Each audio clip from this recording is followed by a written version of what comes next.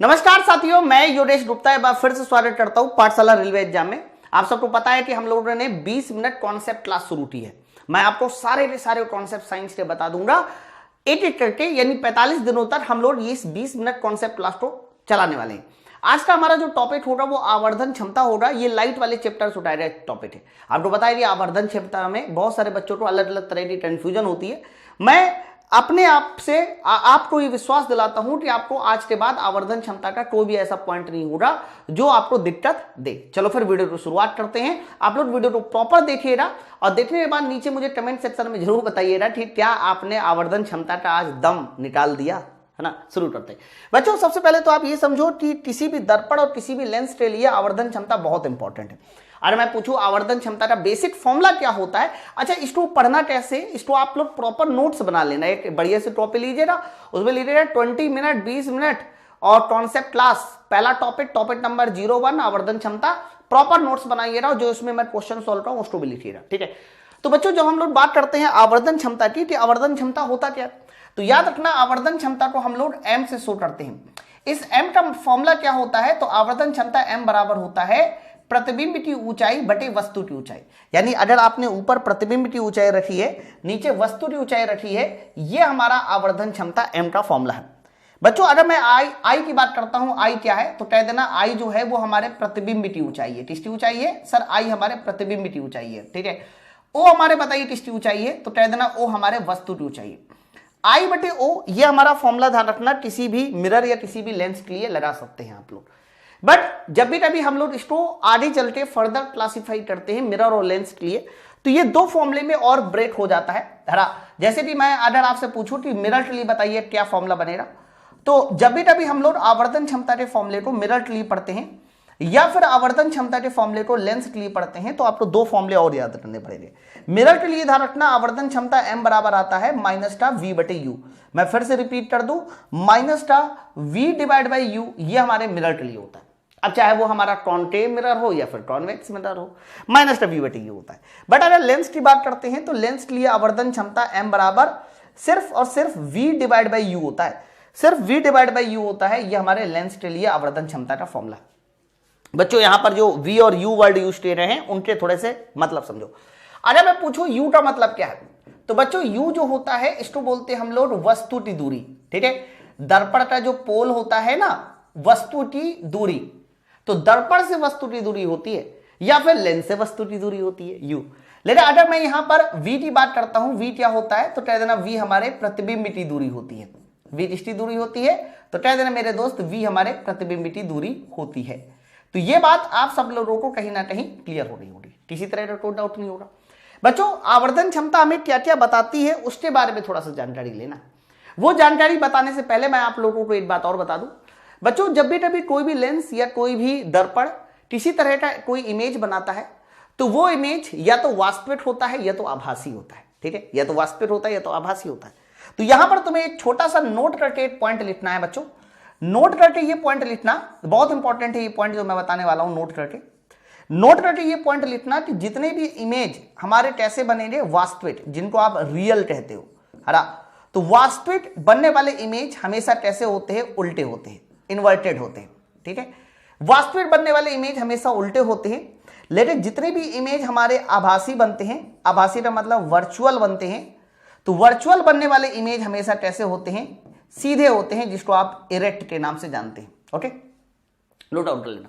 वास्तविक प्रतिबिंब हमेशा उल्टे होंगे, तो जो जो रियल इमेज होगा वो हमेशा उल्टा होगा। आभासी जहां आ जाए वो सीधा होगा, और सीधा हमेशा आभासी होता है, आभासी हमेशा सीधा होता है। रियल हमेशा उल्टा होता है, उल्टा हमेशा रियल होता है।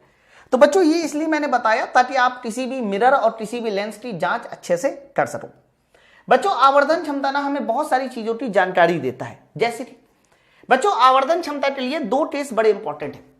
बच्चों पहला टेस्ट ये है कि अगर हमारे पास जो आवर्धन क्षमता है ना, वो अगर हमारे पास आवर्धन क्षमता जो है वो इस तरीके से तीन चीजों में डिस्ट्रीब्यूट हो जाए।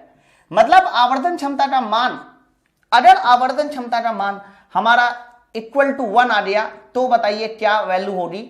अगर आवर्धन क्षमता का मान 1 से कम आ गया तो क्या बताएगा, और आवर्धन क्षमता का मान 1 से ज्यादा आ गया तो क्या बताएगा, है ना। एक तो उसका मैग्नीट्यूड क्या है, आवर्धन क्षमता का मान क्या है, ठीक है, एक तो ये आपको समझना है। तो इससे ये तो पता चल जाता है कि आवर्धन क्षमता 1 है या 1 से ज्यादा है या 1 से कम है। तो ये क्लियर हो जाएगा कि बनने वाला इमेज बड़ा है कि छोटा है कि बराबर है ना बच्चों। आवर्धन क्षमता 1 है तो 101% जो भी हमारा इमेज बनेगा वो बराबर बनेगा। क्या बनेगा? बराबर। इमेज बराबर बनेगा, यानी आई बराबर क्या होगा? ओ होगा, ठीक है। लेकिन अगर आवर्धन क्षमता 1 से कम है बच्चों, जब जब आवर्धन क्षमता 1 से कम होगी तो बनने वाला इमेज बताइए कैसा होगा? छोटा होगा। छोटे का मतलब हो गया कि आई का जो मान है, प्रतिबिंब का जो मान होगा वो वस्तु से छोटा होगा, आई छोटा होगा, इमेज छोटा होगा। और अगर आवर्धन क्षमता 1 से ज्यादा है तो बच्चों 1 से ज्यादा है तो बनने वाला जो भी हमारा इमेज होगा वो कैसा होगा? बड़ा होगा।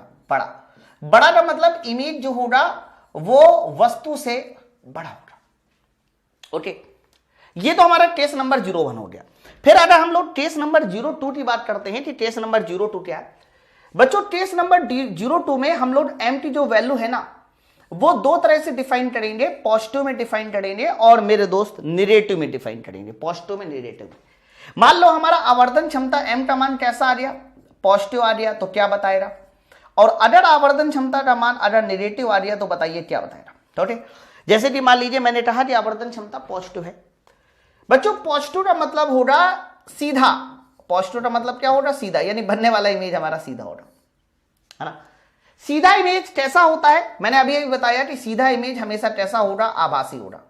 तो जब जब आवर्धन क्षमता हमारा पॉजिटिव होगा तो बनने वाला इमेज हमारा सीधा होगा।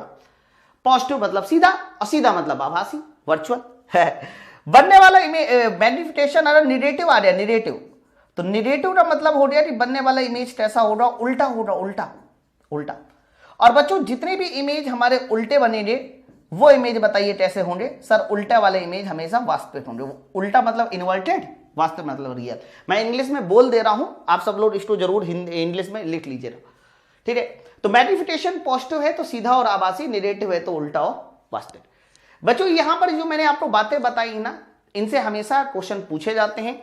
मैं आपको बताता हूं कि इन पे कैसे क्वेश्चन पूछे जाते हैं, लेकिन इन बातों का थोड़ा रिवीजन और करना है ना। चलो आगे बच्चों, आप लोग के सामने देखो यहां पर एक स्लाइड दिखाई गई है रिवीजन के नाम से।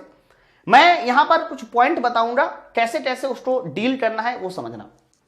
जैसे कि आप यहां देखो m की वैल्यू -2 लिखी है, तो पहले आप माइनस वाले चिन्ह को देखो कि माइनस है कि प्लस है, चिन्ह देखिए, है ना। तो बच्चों ये बताओ ये माइनस है, माइनस का मतलब क्या हुआ कि माइनस का मतलब हो गया कि बनने वाला इमेज हमारा उल्टा है। और उल्टा इमेज बताइए कैसा होता है? सर उल्टा इमेज हमारा वास्तविक होता है, ये बात सबको पता है। तो जब भी कभी मैग्निफिकेशन से आपको पूरी डिटेल जाननी हो तो सबसे पहले आप ये देखिए कि प्लस है कि माइनस है। तो जैसे कि माइनस था तो वास्तविक उल्टा हो गया। फिर आप उसका मैग्नीट्यूड देखिए, तो बच्चों यहां पर m का मैग्नीट्यूड 2 है, चिन्ह अलग है, मैग्नीट्यूड अलग दिखना है। तो m का मैग्नीट्यूड 2 है, -2 नहीं 2 है। तो जब मैग्नीट्यूड 2 है तो वो मैग्नीट्यूड 1 से बड़ा है, और 1 से बड़ा है तो बताइए बनने वाला इमेज कैसा बन जाएगा? सर बनने वाला इमेज हमारा बड़ा बनेगा, ठीक है। तो किसी भी मैग्निफिकेशन को देखकर आपको इमेज के बारे में क्लियर होना चाहिए कि कौन सा इमेज है और उस इमेज की क्वालिटी क्या है।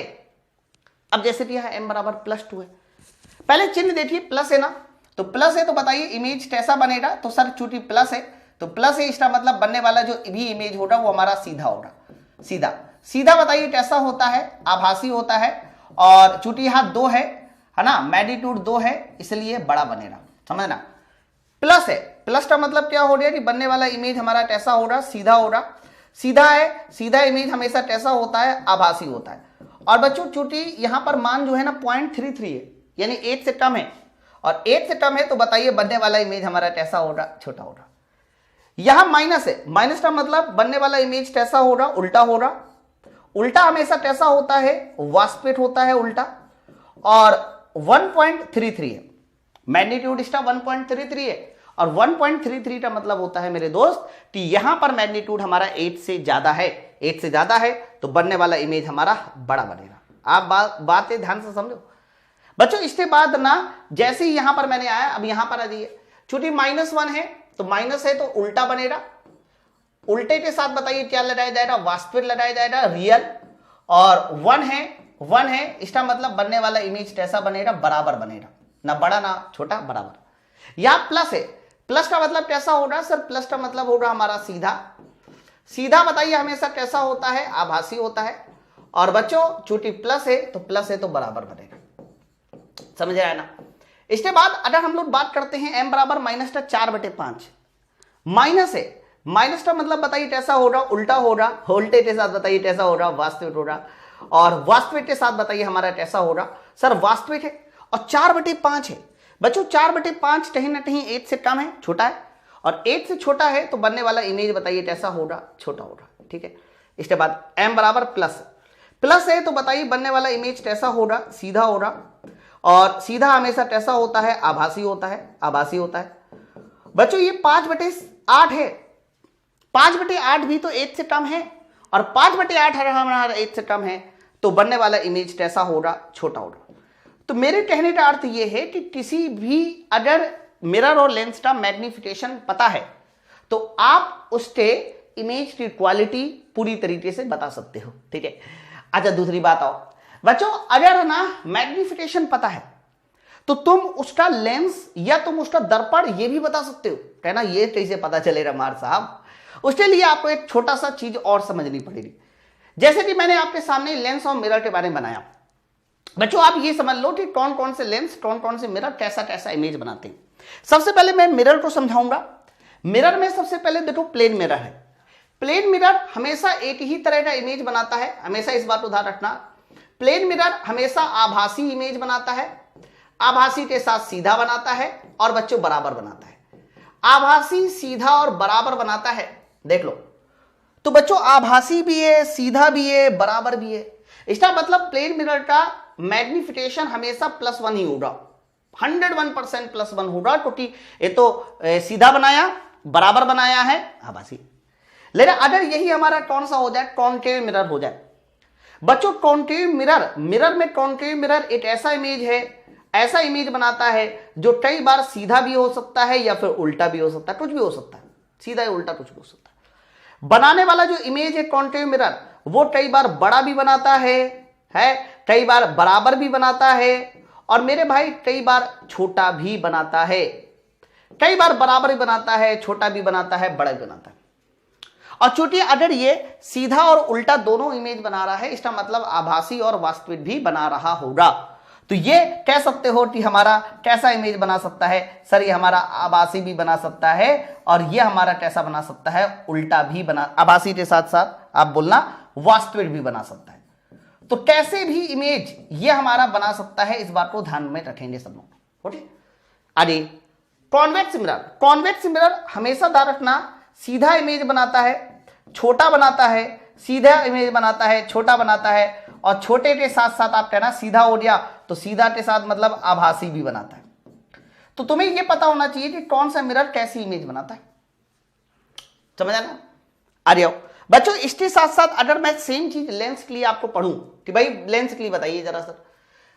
लेंस में कॉन्वेक्स लेंस, कॉन्वेक्स लेंस एकदम अवतल दर्पण जैसा होता है, अवतल दर्पण जैसा। कॉन्वेक्स लेंस कैसा भी इमेज बना सकता है, सीधा भी बनाता है मेरे दोस्त, उल्टा भी बनाता है, कैसे भी बना सकता है। पूरा लेंस आपको पढ़ना रहेगा, वो भी मैं किसी वीडियो में लाके आपको समझा दूंगा। कॉन्वेक्स लेंस हमारा सीधा उल्टा बना सकता है, कॉन्वेक्स लेंस हमारा आभासी भी बना सकता है और वास्तविक भी बना सकता है, दोनों तरह के बना सकता है। और बच्चों कॉन्वेक्स लेंस ध्यान रखना हमारा छोटा भी बना सकता है, बड़ा भी बना सकता है, और मेरे भाई बराबर भी बना सकता है, कुछ भी बना सकता है, ओके। जबकि अगर मैं कॉन्केव लेंस की बात करता हूं, concave lens, concave lens convex mirror जैसा होता है, मतलब ये हमारा सीधा बनाता है, ये हमारा छोटा बनाता है, ये हमारा आभासी बनाता है। तो कौन सा लेंस, कौन सा दर्पण कैसी इमेज की क्वालिटी बनाता है, ये बात आपको क्लियर होना चाहिए, है ना। इससे हम लोग मैग्निफिकेशन निकालते समय हम ये बता सकते हैं कि हमारा कौन सा लेंस होना चाहिए, कौन सा दर्पण होना चाहिए, ठीक है। तो आप इसको जरूर एक बार नोट डाउन कर लीजिए। अगर नहीं पढ़ा है इसको तो मैं किसी और वीडियो में लाकर इसको भी प्रॉपर तरीके से क्लियर कर दूंगा, आप बिल्कुल इसके लिए परेशान मत होइएगा। बस एक छोटी सी बात ध्यान रखिए बच्चों, आपको मैं बता दूं कॉन्केव मिरर जब भी कभी आभासी बनाता है, क्योंकि आभासी देखो कहीं ना कहीं तीनों में है, आभासी तीनों में है।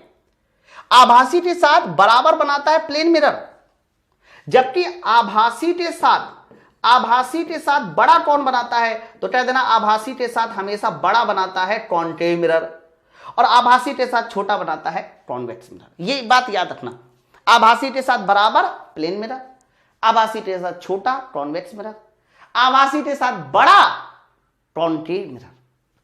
अब बच्चों अभी अभी जो मैंने आपको बात सिखाई ना, इसी में आप लोग मिरर भी बता दो। अब जैसे कि मिरर और लेंस दोनों बताइए, ओके, कि क्या मिरर हो सकता है, क्या लेंस हो सकता है। जैसे कि यहां वास्तविक आ गया, वास्तविक उल्टा वास्तविक, मतलब भाई अगर ये उल्टा और वास्तविक आ गया ना, तो ये मिरर में कौन सा होगा, तो कह देना मिरर में ये हमारा या तो कॉन्केव मिरर हो सकता है, मिरर में या तो ये हमारा कॉन्केव मिरर हो सकता है। लेंस में कोई पूछता तो लेंस में हमारा ये हमारा कॉन्वेक्स लेंस हो सकता है, क्योंकि दोनों हमारे उल्टे बनाते हैं इमेज।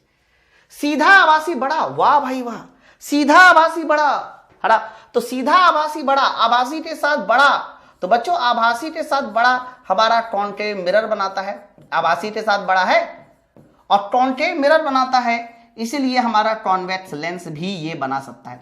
तो जैसे कि तुमसे कह दे कि मैग्निफिकेशन m बराबर +2 लिखा है, तो बताइए तीनों लेंस या तीनों मिरर में से कौन सा मिरर कौन सा लेंस होना चाहिए, तो तुम्हें वहां पता करना आना चाहिए कौन सा मिरर कौन सा लेंस, ठीक है। सीधा, अब देखो सीधे के आभासी के साथ छोटा, बच्चों आभासी के साथ छोटा जो बनाता है वो हमारा बनाता है कॉन्वेक्स लेंस बनाता है, कॉन्वेक्स मिरर बनाता है, कौन बनाता है, कॉन्वेक्स मिरर, आभासी के साथ छोटा। या फिर आप बोल सकते हो कि ये बनाता है तुम्हारा कॉन्केव मिरर, कॉन्केव लेंस। तो मिरर में बनाएगा कॉन्वेक्स मिरर, कॉन्वेक्स मिरर आभासी के साथ छोटा बनाता है, और कॉन्केव लेंस वो भी आभासी के साथ छोटा बनाता है। सर उल्टा आ गया, अब देखो ये उल्टा आ गया, तो उल्टा आ गया तो यार ये तो बड़ा आसान हो गया, मतलब यहां तो सर या तो कॉन्केव मिरर होना चाहिए क्योंकि उल्टा वास्तविक है, या फिर बताइए हमारा क्या हो जाना चाहिए सर, या फिर हमारा हो जाना चाहिए कॉन्वेक्स लेंस। इसके बाद यहां पर देखिए सेम चीज, अब फिर से उल्टी आ गई, उल्टा आ गया ना, तो उल्टा आ गया तो फिर वही चीज, यहां पर भी सर दो ही चीजें आ सकती है, या तो हमारा कॉन्केव मिरर आ सकता है जो कि उल्टा बनाता है, उल्टा मतलब वास्तविक, और या फिर बताइए क्या आ सकता है सर, या फिर यहां पर आ सकता है कॉन्वेक्स लेंस, ओके। फिर +1, बच्चों +1 आवर्धन क्षमता एक ही चीज लाती है, सीधा बराबर, सीधे के साथ बराबर हमेशा एक ही दर्पण बनाता है प्लेन मिरर, कौन सा दर्पण बनाता है, प्लेन मिरर बनाता है। बच्चों यहां पर आ गया फिर से उल्टा, उल्टा आ गया तो फिर वही सेम चीज आ जाएगी, या तो यहां पर कॉन्केव मिरर होना चाहिए, कॉन्केव मिरर होगा, और या फिर बताइए हमारे पास यहां पर क्या होना चाहिए, कॉन्वेक्स लेंस होना चाहिए। उल्टा यही दोनों बनाते हैं, इसलिए देखिए जहां जहां हमारा माइनस आया था वहां वहां या तो कॉन्केव मिरर आया होगा, और या फिर हमारा क्या आया होगा, और सीधे देखो सीधा आभासी बड़ा, इसके साथ भी यही आते हैं, आभासी के साथ बड़ा हमेशा कॉन्केव मिरर बनाता है, कॉन्वेक्स लेंस बनाता है। फिर इसके बाद आइए आभासी के साथ छोटा, बच्चों आभासी के साथ ये छोटा आ गया, तो आभासी के साथ ये छोटा है तो आभासी के साथ छोटा, ये देखिए ये आभासी के साथ छोटा, तो आभासी के साथ छोटा हमारा कौन बनाएगा, या तो वो बनाएगा हमारा कॉन्वेक्स मिरर आभासी के साथ छोटा, या फिर बताइए क्या बनाएगा सर, ये बनाएगा हमारा concave lens, concave lens, okay. तो मेरे हिसाब से आप लोगों ने मैग्निफिकेशन समझ लिया होगा। मैं फिर से बता दूं आप लोगों को ये सारा कुछ जो है ना रेड डायग्राम के थ्रू याद होना चाहिए। ये जो मैंने यहां पर बातें बताई ना ये अगर आपको इसका रेड डायग्राम यानी इसके सारे इमेज फॉर्मेशन के केस नहीं याद है तो मैं एक वीडियो लाऊंगा, उसमें मैं सारे इमेज फॉर्मेशन के केस आपको याद रखे बता दूंगा, ठीक है। फिलहाल आप लोगों को ये सारा पॉइंट क्लियर हो गया होगा। अब इस पे क्वेश्चन कैसे बनते हैं वो भी मैं आपको बता दूं। क्वेश्चन ना मेन ये वाले पॉइंट से बहुत सारे क्वेश्चन बनते हैं जिसमें मैग्निफिकेशन को देकर तुमसे उनकी क्वालिटी पूछी जाती है। इस पे रेलवे हर बार क्वेश्चन पूछता है।